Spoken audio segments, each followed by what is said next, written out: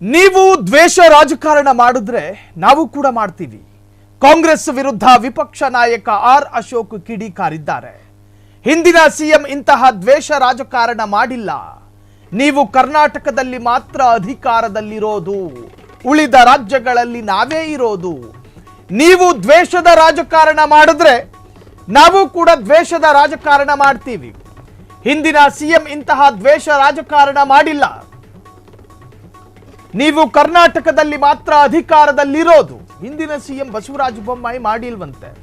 ಕೇಂದ್ರದಲ್ಲಿ ನಮ್ಮದೇ ಸರ್ಕಾರ ಇದೆ, ಅನುದಾನದಲ್ಲಿ ಹೊಡಿತೀವಿ ಅಂತ. ಮುಂದೆ ರಾಜ್ಯದಲ್ಲೂ ನಮ್ಮ ಸರ್ಕಾರ ಬರಲಿ, ಆಗ ನೀವು ಭಿಕ್ಷೆ ಬೇಡಬೇಕಾಗುತ್ತದೆ. ಆ ಸ್ಥಿತಿ ನಿಮಗೆ ಬಂದೇ ಬರುತ್ತದೆ. ಒಬ್ಬ ವಿಪಕ್ಷ ನಾಯಕ ಈ ಮಾತನ್ನು ಹೇಳಬಾರದು.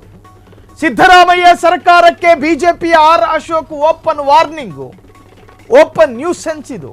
ಸಿದ್ದು ಸರ್ಕಾರಕ್ಕೆ ಬೆದರಿಕೆ ಹಾಕಿದ್ರ ವಿಪಕ್ಷ ನಾಯಕ. ದ್ವೇಷ ರಾಜಕಾರಣ ಮಾಡ್ತೀವಿ ಅಂದ್ರೆ ಅರ್ಥ ಏನು ಅಶೋಕ್? ನೀವು ದ್ವೇಷ ರಾಜಕಾರಣ ಮಾಡ್ತೀರಿ ಅಂದ್ರಲ್ಲ, ಅದರ ಅರ್ಥ ಏನು? ಕಾಂಗ್ರೆಸ್ ಅಧಿಕಾರದ ಅವಧಿಯಲ್ಲಿ ಸಿಟಿ ರವಿ ವಿರುದ್ಧ ಪ್ರಕರಣ ದಾಖಲಾಗಿತ್ತಲ್ಲ. ಕಾಂಗ್ರೆಸ್ ಅಧಿಕಾರ ಅವಧಿಯಲ್ಲಿ ಮುನಿರತ್ನ ವಿರುದ್ಧ ಕೇಸು ದಾಖಲಾಗಿತ್ತಲ್ಲ.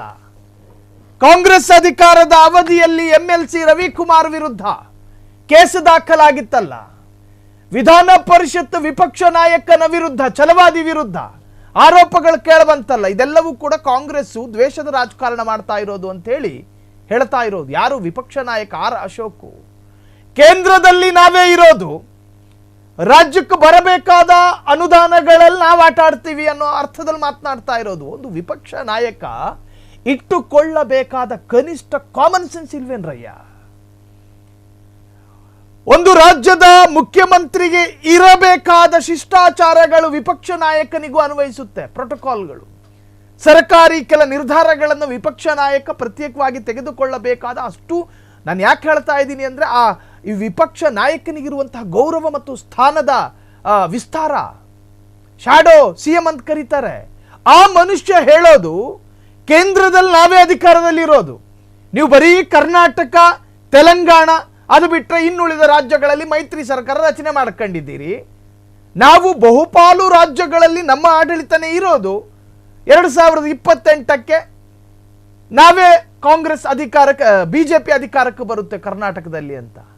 ಇದನ್ನ ಆ ನಂಬರ್ ಗುರೂಜಿ ಹೇಳಿದ್ರು ಕೂಡ ನಾನು ಇಷ್ಟು ಗಟ್ಟಿ ಧ್ವನಿಲಿ ಮಾತನಾಡ್ತಾ ಇರಲಿಲ್ಲ. ಇದು ಹೇಳಿದ್ಯಾರು? ವಿಪಕ್ಷ ನಾಯಕ. ವಿಪಕ್ಷ ನಾಯಕ ಭಿಕ್ಷೆ ಬೇಡಬೇಕಾದ ಪರಿಸ್ಥಿತಿ ಬಂದಿಯಾತು ಅಂತ ಹೇಳ್ತಾರೆ. ಅಲ್ರಿ, ಒಂದು ಸರ್ಕಾರ 224 ಕ್ಷೇತ್ರಗಳನ್ನು ಕಾಪಾಡಬೇಕು. ಈ ರಾಜ್ಯದ 7.5 ಕೋಟಿ ಕನ್ನಡಿಗರ ಏಳಿಗೆಗಾಗಿ ಶ್ರಮಿಸಬೇಕು ಒಂದು ಸರ್ಕಾರ. ಆ ಸರ್ಕಾರನ ಭಿಕ್ಷೆ ಬೇಡೋ ತರ ಮಾಡ್ತೀವಿ ಅಂತ ಹೇಳ್ತೀರಲ್ರಿ. ಹಾಗಾದ್ರೆ ನಿಮ್ಮಲ್ಲಿರ್ತಕ್ಕಂತಹ ಜನಪರ ಕಾಳಜಿ ಇಷ್ಟೇನಾ? ನೀವು ಹಿಂಗೇನಾ? ರೈತರ ವಿರೋಧಿ ಹೇಳಿಕೆ ಇದು, ಜನ ವಿರೋಧಿ ಹೇಳಿಕೆ ಇದು, ನಾಡ ದ್ರೋಹದ ಹೇಳಿಕೆ ಇದು. ಒಂದು ಕರ್ನಾಟಕದ ಜನರನ್ನ ಭಿಕ್ಷೆ ಬೇಡುವ ತರಹ ಮಾಡ್ತೀವಿ ಅನ್ನೋ ಅರ್ಥ ಬರುತ್ತೆ. ಅದು ಒಂದು ಸರ್ಕಾರವನ್ನ ಭಿಕ್ಷೆ ಬೇಡೋ ತರ ಮಾಡುವುದಾದರೆ ಅದರ ಅರ್ಥ ಅಲ್ಲಿ ಸೋಲೋದು ಸರ್ಕಾರ ಅಲ್ಲ, ಜನ ಪರದಾಡಬೇಕು, ಜನ ಕಂಗಾಲಾಗಬೇಕು. ಜನ ವಿರೋಧಿ ಹೇಳಿಕೆಯ ವಿರುದ್ಧ ಆಕ್ರೋಶಗಳು ಕೂಡ ವ್ಯಕ್ತವಾಗಿದೆ. ವಿಪಕ್ಷ ನಾಯಕರ ಬಾಯಲ್ಲಿ ಈ ಮಾತುಗಳನ್ನು ನಾವು ನಿರೀಕ್ಷೆ ಮಾಡಿರಲಿಲ್ಲ. ರೌಡಿಗಳ ಅಖಾಡದಲ್ಲಿ ಬೆಳೆದಿರುವ ಜೂನಿಯರ್ ರೌಡಿ ಆಡುವಂತಹ ಮಾತುಗಳ ತರ ಇರಲಿಲ್ವಾ ಇದು? ಒಂದು ತರಹದ ಥ್ರೆಟ್ ಅಲ್ವಾ ಸರ್ಕಾರಕ್ಕೆ? ಇದನ್ನ ಲೀಗಲ್ ಥ್ರೆಟ್ ಅಂತ ಕರೀತೀರೋ, ಇಲ್ಲೀಗಲ್ ಥ್ರೆಟ್ ಅಂತ ಕರೀತೀರೋ? ಸೊ ಒಟ್ಟಾರೆ ವಿಪಕ್ಷ ನಾಯಕನ ಸ್ಥಾನದಲ್ಲಿ ನಿಂತುಕೊಂಡು ಈ ತರಹದ್ದೊಂದು ಮಾತನ್ನ ಆಡಬಾರದಾಗಿತ್ತು ಆರ್ ಅಶೋಕ್ ರವರು. ಕ್ಷಣ ಕ್ಷಣದ ಸುದ್ದಿಗಳಿಗಾಗಿ ಫ್ರೀಡಂ ಟಿವಿ ಸಬ್ಸ್ಕ್ರೈಬ್ ಮಾಡಿ, ಲೈಕ್ ಮಾಡಿ ಹಾಗೂ ಫಾಲೋ ಮಾಡಿ. ಹೊಸ ಸುದ್ದಿಗಳ ನೋಟಿಫಿಕೇಶನ್ಗಾಗಿ ಬೆಲ್ ಐಕಾನ್ ಮೇಲೆ ಕ್ಲಿಕ್ ಮಾಡಿ.